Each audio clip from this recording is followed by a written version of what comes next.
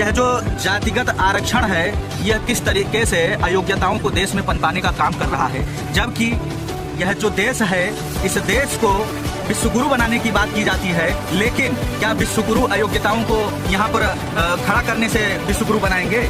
विश्वगुरु तो आप तब बनाएंगे जब योग्यताओं को यहाँ पर स्थान देंगे। लेकिन यहाँ पर योग्यताओं SC/ST एक्ट पर की कोई भी अगर धारा लगती है SC/ST एक्ट या मुकदमा इसके अंतर्गत लिखा जाता है तो सबसे पहले जांच होगी 7 दिन की। लेकिन आपने देखा कैसे जो है संसद की आवारगी हुई और इन लोगों ने मतलब इस धारा को इतना मजबूत करने का काम किया। इस पर एक बिल लेकर के आए कि बिना जांच के जेल होगी।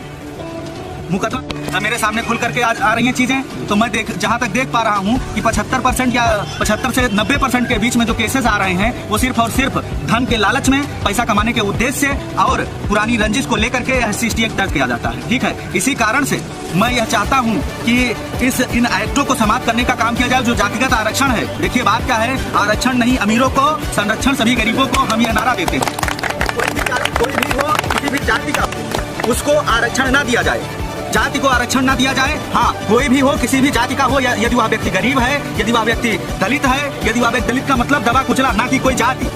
दलित का मतलब दबा कुचला, ना कि कोई जाति। तो मैं यही निवेदन करूंगा सरकारों से भी, और ये जो पार्टियां आज जो चुनावी वो मैदान चल रहे हैं, इनमें भी जो घोषणा पत्र दिए जा रहे हैं, इनमें भी मैं यही कहूंगा कि सवर्ण समाज के मुद्दों को भी अपने मैनिफेस्टो में सम्मिलित करने का काम करें। आपने पूछा क्या आप किसी पार्टी का निर्माण करेंगे? नहीं, मैं सवर्ण समाज को गैर राजनीतिक रूप से आगे ले जाने का काम कर रहा हूं। दूसरी बात, इन राजनीतिक पार्टियों को जो लगता है कि सवर्ण समाज का कोई वोट बैंक नहीं, मैं बता दूं 41 करोड़ हैं इस देश में सवर्ण समाज के लोग, और जिस दिन इकट्ठा हो गए इस देश की दिशा और दशा दोनों परिवर्तित करेंगे मेरे समाज के लिए।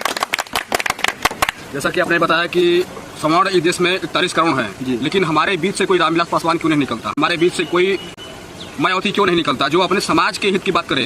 कोई कांसीराम क्यों नहीं निकलता? इसके पीछे क्या कारण हो सकता है? इसमें कुछ प्रकाश डालेंगे आप? देखिए, आपके समाज से आपकी इच्छा है कि कुछ लोग निकलें जो अपने समाज के उद्धारक के रूप में आए सामने, जो अपने समाज का कल्याण करें। देखिए, 2 शख्स तो आपके सामने निकल ही चुके हैं, अभी तो लग रहा होगा आपको कुछ ना कुछ, इसीलिए आप लोग यहाँ इकट्ठा हुए हैं। संसद में नहीं गए हैं। सुनिए भाई साहब, देखिए संसद की बात है तो उसके लिए भी मैं बता दूं, यह जो बिल आया ना SC/ST एक्ट का, वो किसी संसद में बैठे हुए किसी रामविलास पासवान ने लेकर के नहीं आया है। ठीक है, वह बिल किसके द्वारा आया है? मात्र 10% लोग अपने घरों से निकलते हैं और सरकारी धन संपत्ति का नुकसान करते हैं, बसों को तोड़ते फोड़ते हैं, उनको जलाते हैं, रेल की पटरियों को उखाड़ते हैं, जिसके कारण सरकारें दबाव में आती हैं और रातों रात बिल लाती हैं।